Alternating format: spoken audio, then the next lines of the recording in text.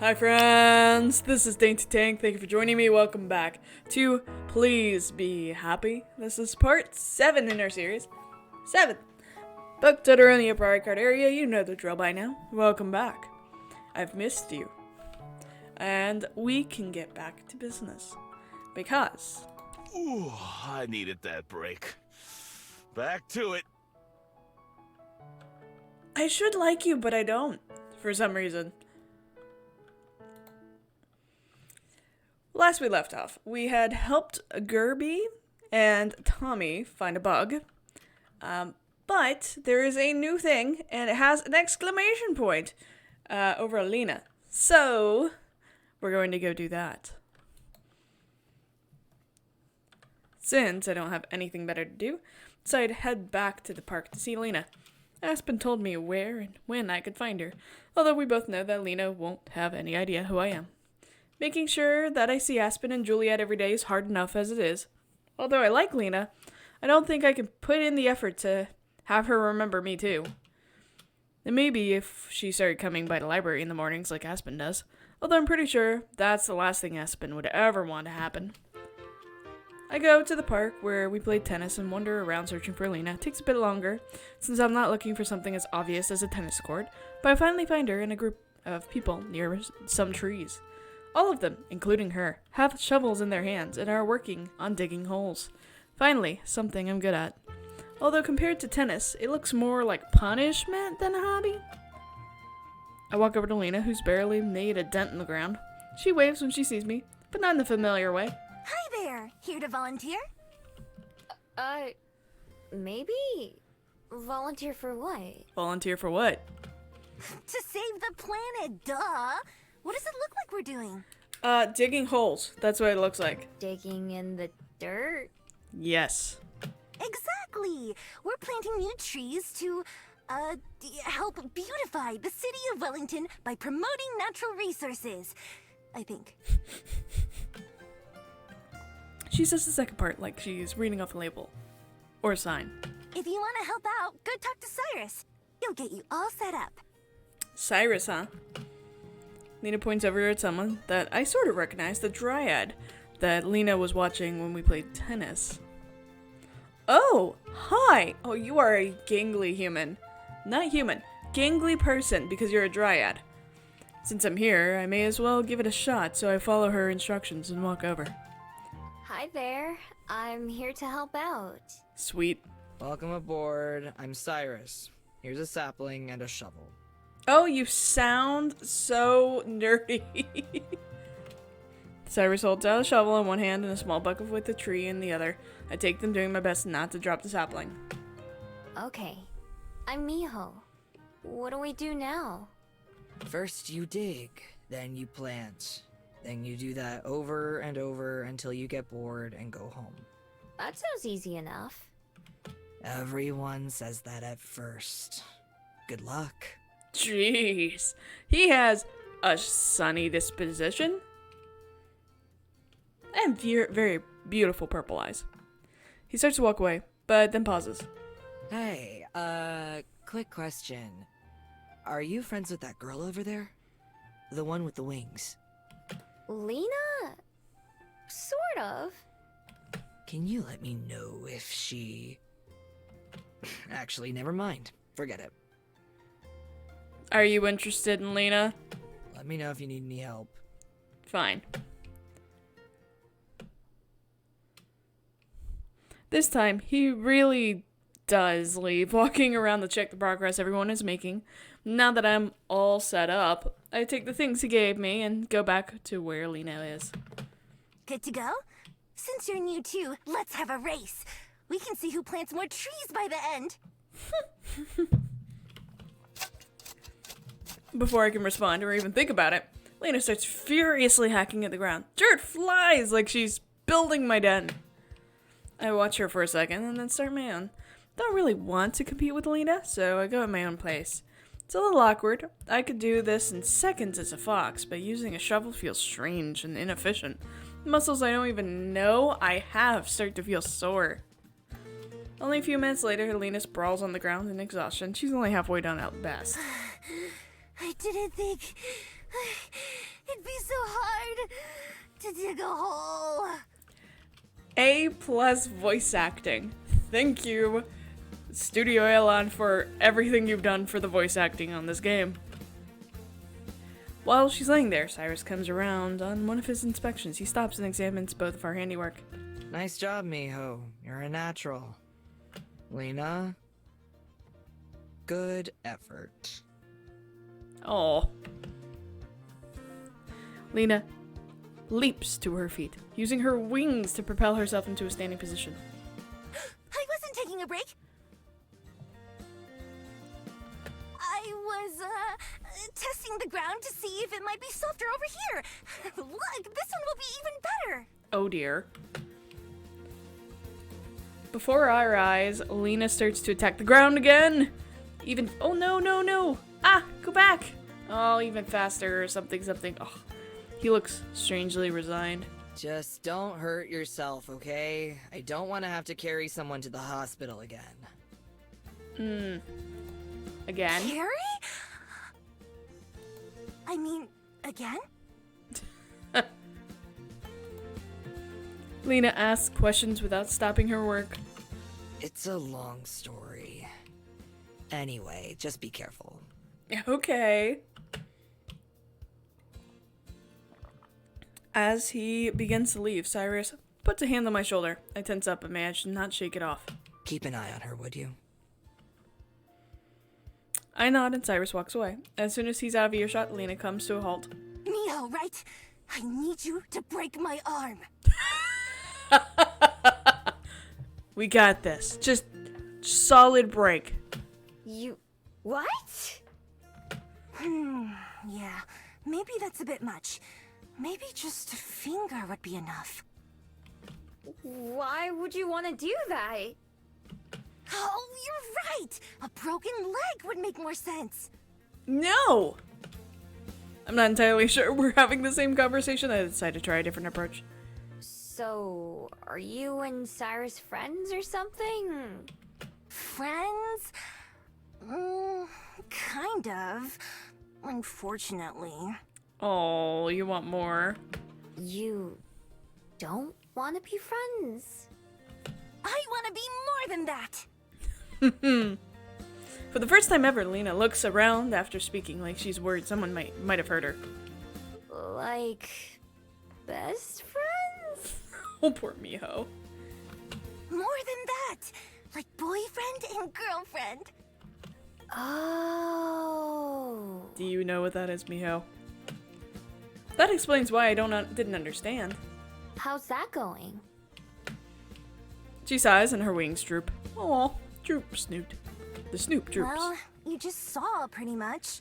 Ah, I know Cyrus from ballet, but I quit ballet, so I only get to see him at other stuff like this. But he's always trying something new every week, so I do too. oh. But it's kind of hard to talk to him, especially when he's so busy. When I heard he was gonna come plant trees, I had no idea he'd be in charge. So I can't let him think I'm a slacker or bad at tennis. Not when he already thinks I'm a quitter. Oh. It's okay to quit things, and it's also okay to talk to the person you like. I think I get it. The one thing I know for sure is that it sounds complicated. Good luck, Lena. The two of us go back to shoveling dirt, and eventually we go deep enough that we can plant the saplings Cyrus gave us. I carefully set mine in the ground and then cover it back up with the same way that I've seen other people doing. When it's time to wrap up, Cyrus makes one last trip around, collecting shovels and handing out water bottles. When he reaches us, he nods approvingly. Good work, both of you. Thanks. I gulped down the water he gave me in just a few swigs. Yeah, thanks. Aw. On the other hand, Lena still seems a little dejected. She doesn't even try to talk to Cyrus before he leaves. When two of us part ways, she just gives him a half-hearted wave. See you later. Aw. Yeah, bye. I'm not even sure what she'll be doing next time, much less when or where. Maybe Aspen will tell me about it again? Digging holes wasn't exactly something I'd want to do a second time, but planting a tree was satisfying. and I'm kind of curious to see how things go with Lena and Cyrus, if they go at all. Lena's kind of a lot, understatement, as Aspen says, but she's nice. I hope everything works out for her at least. I hope so too. I have such a fondness for the people who are labeled a lot. I like them. They bring me joy. Looking around, I notice that I'm the only one left. I toss my empty bottle in the recycling bin and start making my way back. Thank you for recycling. Okay. Oh. I'm guessing Dudo is a story element? That looks time sensitive though. That's Tommy again.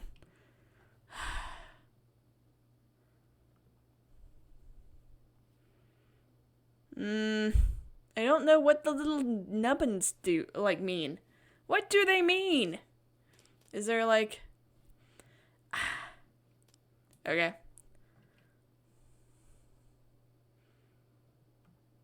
Let's do this one. Looking for something to do, I had to keep a street to walk around. I don't go shopping very often since I have pretty much everything I could need at the library. But I do like looking around. While I wander, I notice two people that I sort of recognize sitting at a table together. Tommy's parents. Last time the dad introduced himself as Elijah. Although I recognize his mom, I never heard her name. Two of them are sitting across from each other, and his mom has her face in her hands. Elijah looks kind of upset, but stays on his side of the table. Tommy and Gerby don't seem to be around. I was about to say, aren't they divorced now? My curiosity gets the better of me, and I sit down close by where I can hear what they're talking about.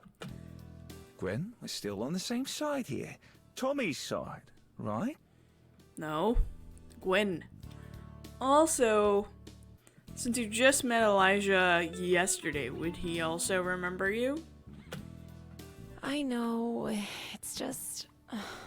it's a lot, okay? It's a lot. Yeah. But, we knew it wasn't going to be easy. What? At least we were right about that. The divorce?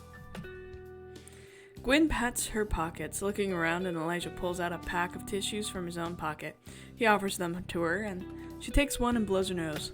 What are we supposed to tell his teacher? This is the third time he's gotten in a fight this month.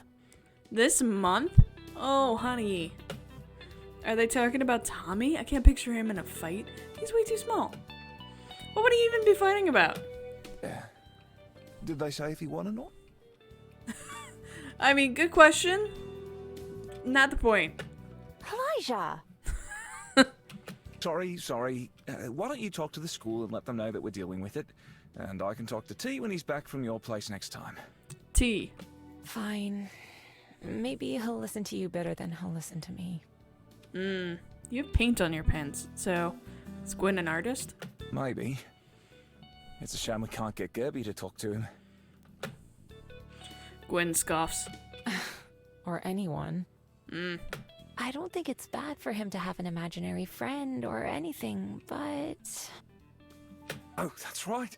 The other day, Tommy and I ran into someone who was able to see Gerby. He's talking about me. I scoot a little closer on the bench while I'm sitting to make sure I don't miss anything. Really? Who was it? You know, I can't remember. I remember them saying it, but I can't picture their face or voice. I wish I'd gotten a name or something. So you don't actually know if they saw him or not? They just said they could. Well, technically. Maybe you're right. I wish I could think of who it was. Oh. I'm tempted to walk over and tell them that it was me, but I don't know what that would accomplish. I don't have any way to prove what I'm saying, and it might just make me come off as crazy. I can sort of follow along with what they're talking about, but it seems like Tommy's having a lot of trouble and neither of them know what to do about it. It's not anything I can give advice on or help with either. Sighing, Gwen checks her watch. Well, I've got to go pick him up. I'll let you know what the teacher says when I talk to her. All right. Let me know if you need anything. Yeah, bye. Bye. They both stand up, and it seems like they're not sure how to act. Finally, Gwen gives a stiff wave and walks down Cuba Street. Ugh, recently divorced. Ugh. Elijah sticks around for a little bit longer, sighing like Gwen did and running a hand through his hair. Then he leaves in the opposite direction. Humans and the relationships are complicated. I hope I never have to deal with something like that. It's the point of the game. Now that the two of them are gone, there's nothing else going on around here that's very interesting. Eventually, I get up as well and start walking again, in search of the next thing that can entertain me for a while.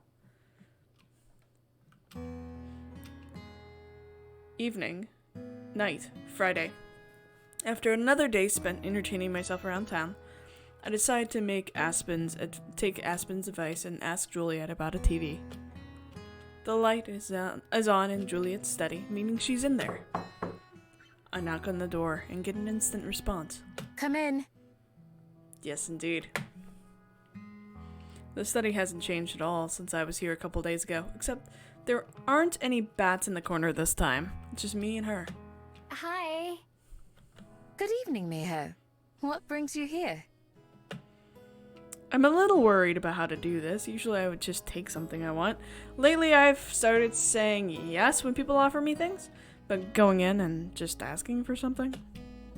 Well, I'll have to do it sometime. I had a question.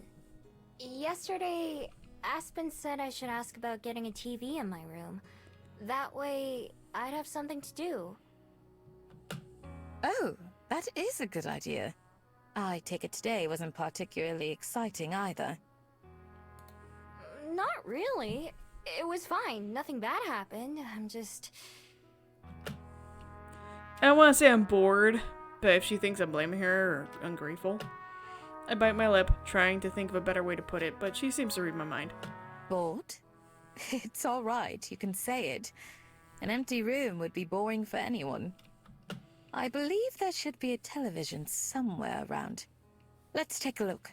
Okay. I follow behind her out of the office. Julia takes me down one of the hallways I've never been down, where I don't think I've ever seen the lights turned on. We pass by several doors. What are all these rooms? They've been all kinds of things over the years. Bedrooms, studies, playrooms. But now they're mostly just storage. We stop in front of one door, indistinguishable from the rest. I believe this is the one. It's not locked. Juliet just opens it normally. Inside is dark and dusty. The window is covered with heavy curtains that don't let light in. In other words, what you'd expect from a vampire's house. That makes sense. Logic. There's tons of junk leaning against the walls, like some faded bicycles and a...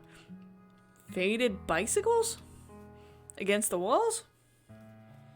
Okay, and a dresser that's missing a drawer. Ah, there it is.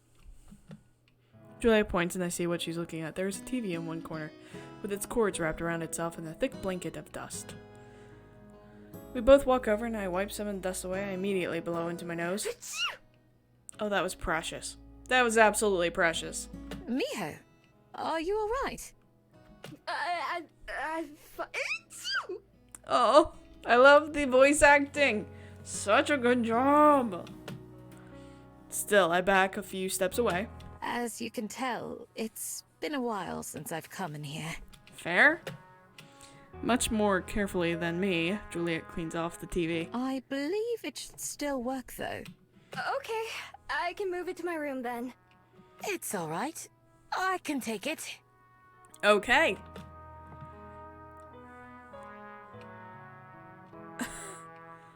Juliet effortlessly lifts the TV up and begins to carry it to my room. Whoa. Whoa, indeed. Hello, Juliet. Strong woman carrying me to my room. Oh, I mean my TV to the room. I know from plenty of experience that TVs aren't exactly easy to lift.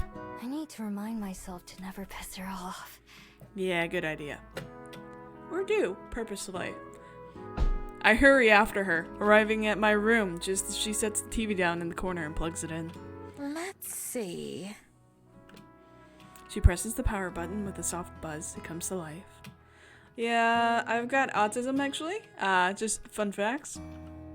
Also, there's a recent study which is really interesting that like you are 7 times more likely to be autistic if you're trans, which is very interesting. Like the correlation is that high.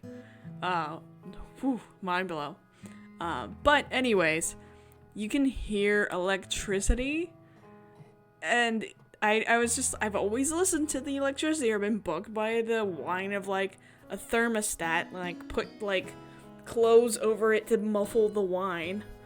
Like, not even kidding you. So, like, a TV and the soft buzz of it, totally hear you. I feel you, Miho. It works! Indeed. I'm relieved. Yay! Let me try to remember how to use it. It's kind of slow, but she manages to explain all the different buttons and what they do and how to use the remote. It doesn't seem that complicated, but also I've never learned how to do it either. Once we make sure I'm not going to die or anything, Juliet leaves me on my own with it. I change through all the channels, getting an idea for what there is. There are some channels with cartoons, which I know are meant for kids, but they're also meant for just people. Animation is not limited to just kids. Specifically, in like a couple weeks, you should watch The Owl House. There's a new episode. It was leaked, but don't watch the leak. Watch the official launch. Support the official launch of The Owl House. We stand The Owl House and Dana Terrace. There are also some shows with real people in them, but they don't make much sense to me. Maybe if I watched them from the beginning? There are also plenty of ads. I recognize more products than I do shows. It probably has more to do with my lifestyle than anything else, though. Even flipping through stations casually, I do find myself having much more fun than if I was just napping or walking around. I see why some humans do this all day. Eventually, I go back to one of the cartoon channels. Even if they're for kids, they're easier to follow along with. Pick one and leave it watching, climbing into bed to watch. Aww, yay. I end up spending a few hours watching until I fall asleep that night. Having something else to follow along with and think about is a nice distraction from having my own doubts and worries creep up on me. If this is what a normal life is like, then maybe it's something I could get used to, after all. Aww. Oh god, more decisions!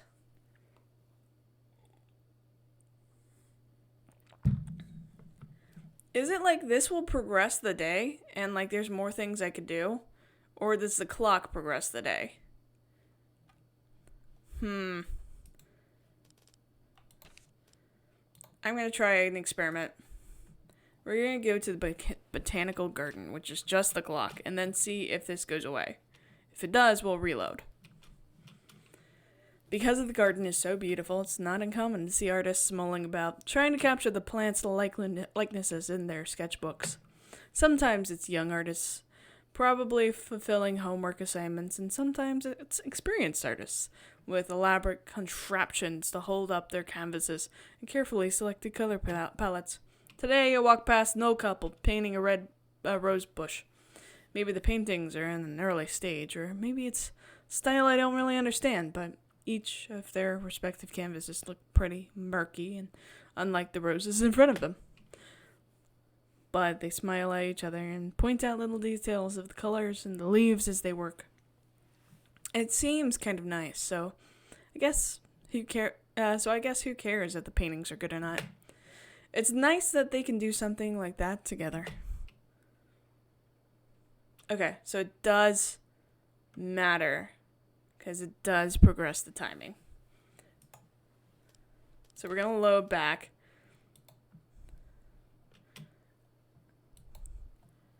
And go to the park. During conversation with Aspen, she told me about what Lena's new adventure would be, an outdoor painting class. When that time rolls around, I decide to go check it out. Just like the other activities I tried with Lena, it'll be happening in the park. When I arrive, I don't even have to look around. The class is right next to the entrance. The group is bigger than the ones for tennis and tree planting. Everyone has big canvas on stand in front of them. and there are a bunch of paints and brushes in the middle. Lena's easy to find, like always, and I see Cyrus on the other side of the crowd away from her. Seems like he's not the one in charge today. A friendly person in a paint-stained apron sees me arrive and helps me choose a canvas, some art supplies. Then sends me to find a spot. Naturally, I head over to where Lena is. Hey, mind if I set up here? Oh, sure. Are you new here? Every day. Yeah, this is my first time painting. Me too. Wanna have a Actually, maybe you shouldn't race when you're painting. Yeah, you shouldn't. I take a peek at what Lena's been working on. It doesn't seem like there's a particular topic, so everyone's painting is different. Lena's painting is a picture of a young swan with a pink flower on its head. It's surprisingly great. This is amazing for your first time. You think so? Yes. I mean, of course it is. What are you gonna paint? I don't know yet. Let's see. There's a bunch of different sized brushes and a variety of colors. Having so many options to choose from makes it harder, not easier to decide. Maybe I should go with something simple, like a tree. Choosing a brush in the shade of brown, I get to work. Alright, everyone. Warm-up's over. Go ahead and find a partner. We're going to work on portraits today. My tree is mostly done by now. Not very detailed, but it doesn't look like any tree I've ever seen in real life. But at least I can tell what it's supposed to be. The instructor says to choose a partner. I instinctively turn to Lena, preparing to ask her. But of course, she's looking over in Cyrus's direction. I sigh to myself. You should go ask him before he ends up with someone else. It'll mean I have to partner up with a stranger, but as far as Lena's concerned, she and I are already strangers, so it shouldn't make that much of a difference. Lena jumps in shock. Whoa, are you a mind reader? Something like that. That's so cool. You're right, though. But what if he says no? Then he says no, I guess. Nothing would have changed, right? Yep. Miho's right. Do it. What's the worst that's gonna happen? No? What's no mean? Nothing changes. Period. She taps her chin. You know, you kind of remind me of someone I work with. Anyway, wish me luck. I remind you of Aspen? Good luck. I watch as Lena goes up to Cyrus and talks to him. Too far away for me to hear. I guess it must work out because they soon set up their canvases facing each other. Unfortunately, watching them means I missed out on my chance to find a partner. But I look around, everyone else is matched up with someone. There's more than fine with me, but unfortunately the instructor comes over and invites me to partner up with her, which I grudgingly accept. For the next little while, I struggle to make something that resembles a woman across from me. This would be a lot easier if she looked like a tree. After 10 or 15 minutes, she claps her hands to get everyone's attention. Time to change things up. Show your partners what you made, and then go find a new partner. After 10 or 15 minutes? While everyone gets to that, she brings her canvas over to show me. Whoa. It's definitely me. My tail is fluffier in real life and my ears aren't that big, but I can still recognize myself. Mine's not even close to that good. Turn around the canvas so she could see the results. Compared to the painting she made, I'm kind of embarrassed to share. Still, she smiles I at it. think it's lovely. Painting is like anything else. The more you do it, the more you improve. And I've been doing it for a long time. We all have to start somewhere, though. That's fair. It doesn't matter. You don't have to be perfect the first time. The moment the instructor and I are done talking, someone taps me on the shoulder. Turn around to see Lena. Hey, let's be partners. Sure. Nice. Secretly, I just think to myself about how I'm getting partnered up with another great artist. The instructor blows a whistle to start the signal to start, and Lena and I both get to work. So, how'd it go? How'd what go? I know she couldn't have forgot me that quickly. Talking to Cyrus. Oh, that. Uh-oh. Using a few shades of pink and white, I managed to paint something that looks passably close to Lena's clothes. If I squint a little, at least. I got too nervous to really say much, so we just painted each other until it was time to switch. In the middle of a brushstroke, Lena suddenly drops her brush in horror. Oh no. What if he thinks I'm boring? Oh no. I don't think anyone could think that about you. No. Yeah, but what if he does? He doesn't, honeybee. He doesn't. This is not good.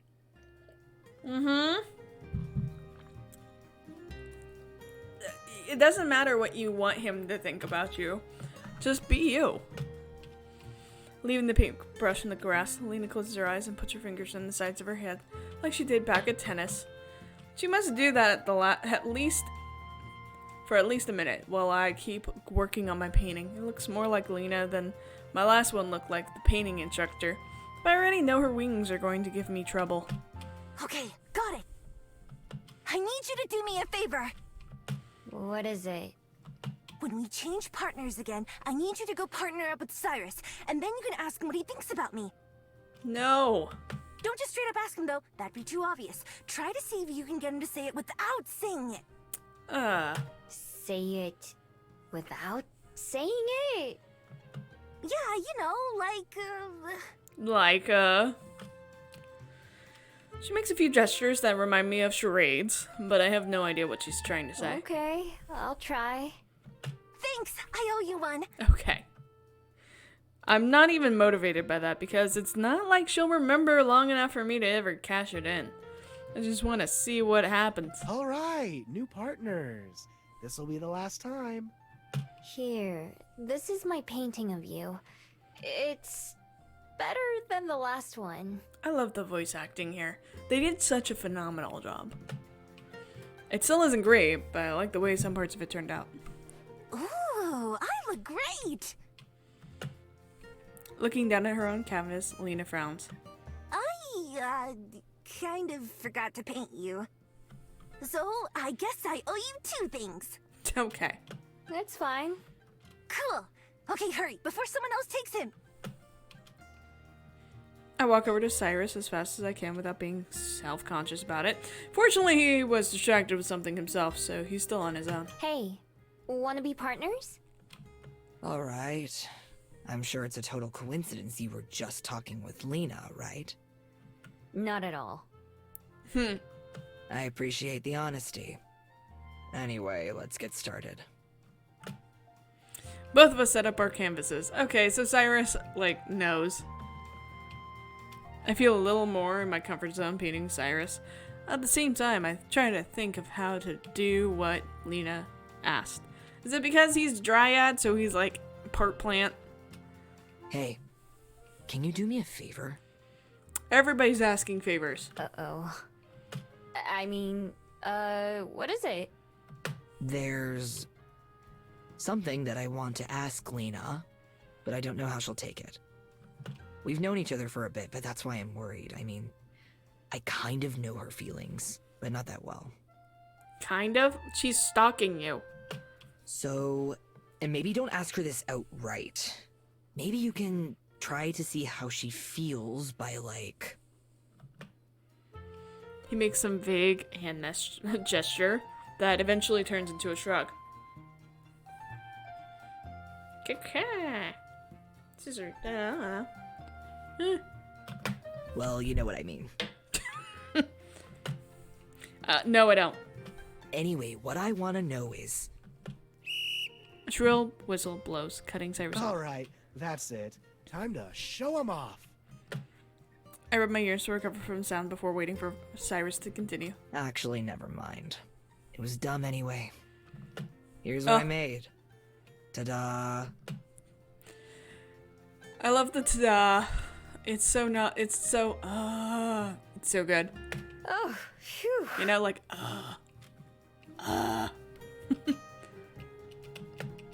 I can't help but breathe a sigh of relief. He's just as bad at painting as I am. Show him my equally unimpressive work. It's messy and scattered. So he's bad at painting. So are they both stalking each other? Is he purposely talking about what he's doing next so she follows? Nice job. You really captured the way I feel inside. I want to press him on what he was talking about because this is the second time he's almost asked me about Lena, then changed his mind. Before I can ask though, Lena herself comes scurrying over, carrying her canvas. She walks up and shows it in Cyrus's hands before he can even react. I made this for you so you'd have it. Okay, bye! Immediately she zips off back the way she came.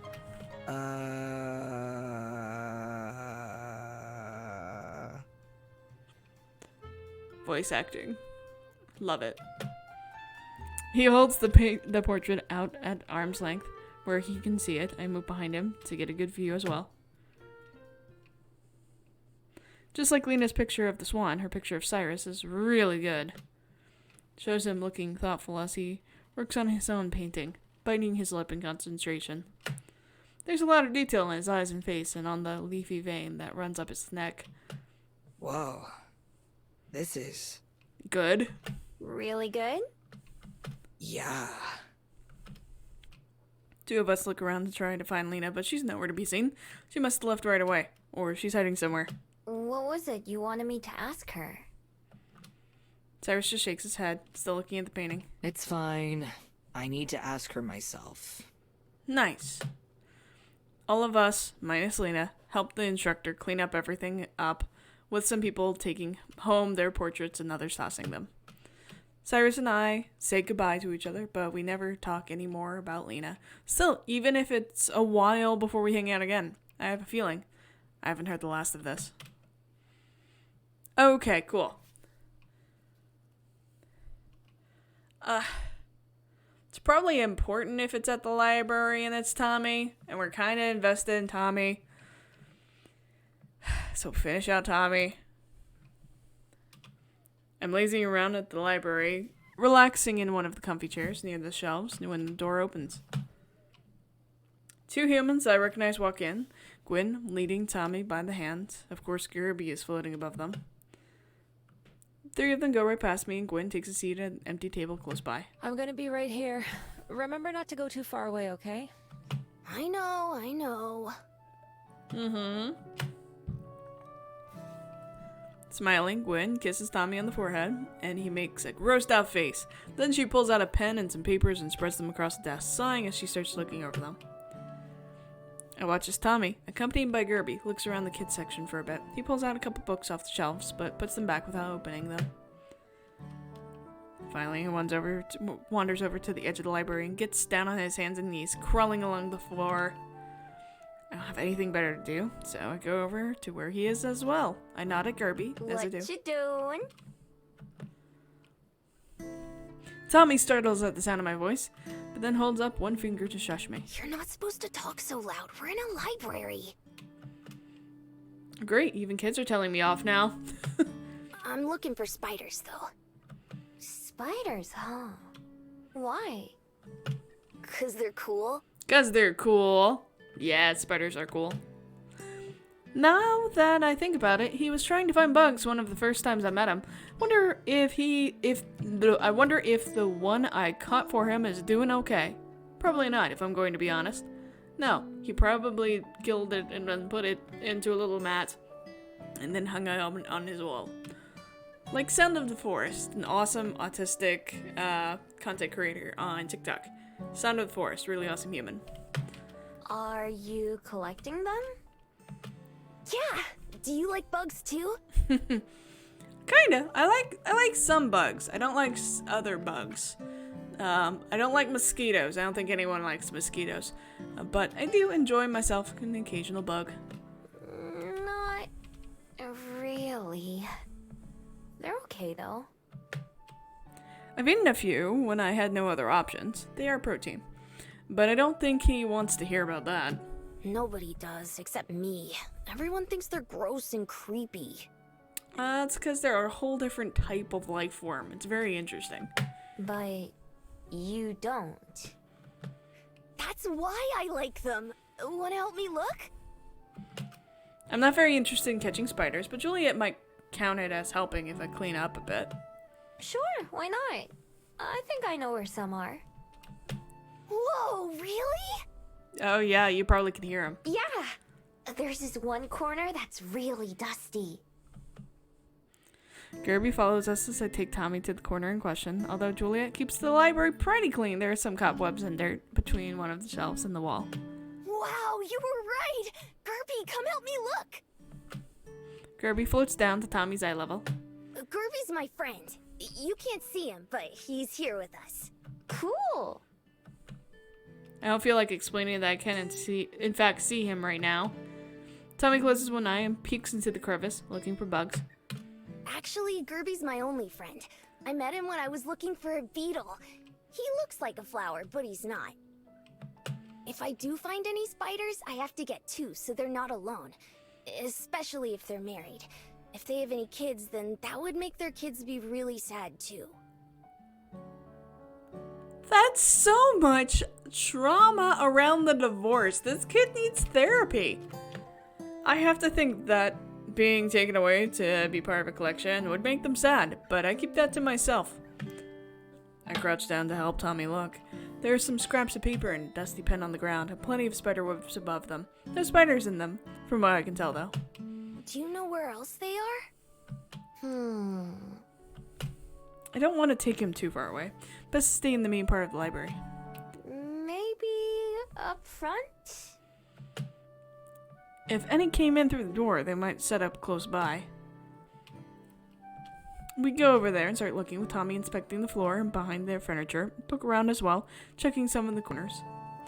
So I watch him crawl around. It's hard to imagine him getting into fights like I overheard his parents talking about. Seems like a nice enough kid. Oh, found one! Tommy's kneeling down on the ground, pointing under the bookshelf. Both Gerby and I go over the sea. Look, see it? Sure enough, I can see some kind of spider hiding in the back. I see it. Are you gonna catch it? Looks sort of scary. It could still be nice, but I don't know how to reach it. Maybe if we come back later, it'll be easier to get. Tommy spends a while hunting the rest of the library for more bugs, and I follow behind him for some of it. Eventually, Gwen straightens out her papers over at her table and then comes over to collect Tommy. Tommy, what are you doing down there? You're gonna get all dirty. I mean, he's a boy. He's gonna get dirty. He's allowed to. He's allowed to be on the ground. Looking for spiders. This lady was helping me. Gwen notices me and I wave. I'm sorry. I hope you weren't too distracted. Gwen, why are you acting like this? I mean, she's helping look for spiders. Like, you don't have to. You sound like he's a burden. Why? Don't worry, I live here. I live at the library, not a problem. Oh, that's convenient. It is. Two of us watch Tommy for a second, who still hasn't given up on the spider by the door. Gwen sighs. Thanks for keeping him company. He doesn't have a whole lot of friends his age to play with. Meanwhile, I'm trying to study for grad school and raise a kid and work a job and get a divorce all at once. That is a lot. That is indeed a lot. You sound exhausted, but you also are kind of being judgy. Well, not that any of that's your problem. No, but thanks for telling me. I'm the listening ear. Gwen tries to rub her eyes and ends up almost dropping the paper she's carrying. She kind of reminds me of Aspen, the way she seems like she's holding a lot more than she's letting out. That's okay. I don't mind. I don't mind. By tomorrow, she won't remember telling me any of this stuff, so if saying it helps her feel a little better, then it doesn't really bother me one way or another. Tired smile. Gwen rearranges the things she's holding so that she has one free Come on, hand. Tommy. We need to get going. Fine. Tommy looks under one last bookshelf and then finally stands up. Gwen looks down to dust off. Leans down to dust off Tommy's knees and pants before taking his hand. Thanks again. If you live here, I guess we'll probably see you around. I've got a lot of studying I need to do, so I'm sure we'll be back. Say bye, Tommy. Bye! If you see any cool bugs, save them for me! Will do, Tommy. Will do. Will do. Bye. Garby waves goodbye to me as he floats out the door with the humans. I can't help but feel a little bad for Tommy and Gwen, for Tommy's dad, Elijah, as well. It seems like both parents are doing their best, but Tommy has his own problems too. Without even trying, I know more about all of them than they're aware of. I have a feeling that won't change, especially if they're going to be back frequently, like Gwen said. Now that I'm on my own again, I return to the chair I was occupying before and settle down for a proper nap. After having dinner and saying goodnight, I head upstairs and get ready for bed. As I flick off the lights and start to leave the restroom, something in my reflection catches my attention. My bead is glowing slightly. Just barely. It's so faint that I can only notice it in the darkness. Removing the necklace, I inspect it more closely. They're warm, not just with the magical bead, but the regular ones next to it too. Not as warm as when I used my transformation magic, but enough that after hundreds of years of carrying them, I can detect the difference. I'm not sure what it means. Everything about my magic has always been a mystery, really. Some things like transforming, I just knew how to do instinctively from the beginning. But other than the fact that my bead always comes back to me, no matter where I leave it, I don't know much about it. Returning to my room, I brush my hair to the side and put the necklace back on. Don't want to wear it when I don't have to wear it when I sleep, but it feels more uncomfortable not having it on, like something's missing. When I climb into bed, I pull the covers up to my chin like always. Rather than transforming, I just lay there, staring at the ceiling. Tomorrow is my first day at work. Never in a few hundred years had I expected that thought to ever cross my mind. Laying here in the place that I've started thinking of as my home, the idea doesn't seem that scary. I'm a bit nervous, but I'm excited too. Maybe I'll be really good at it? It'd be nice to be good at something other than thieving. As my eyes begin to get heavy, it occurs to me that usually I'd have changed into a fox by now, except for the first night when I was too tired. I've spent all my nights here in that form. But tomorrow, I'm taking another step into people life, so it feels more appropriate to stay this way. Rolling onto my side, I face out the window as I let myself succumb to sleep with the gentle warmth of my beads against my neck. That's where we're going to leave it. Alright. Thank you for joining. Thank you for hanging out. Thank you for subscribing. I appreciate that. I see you. I'm here for that. And with that, I love you all and I'll see you next time. Bye.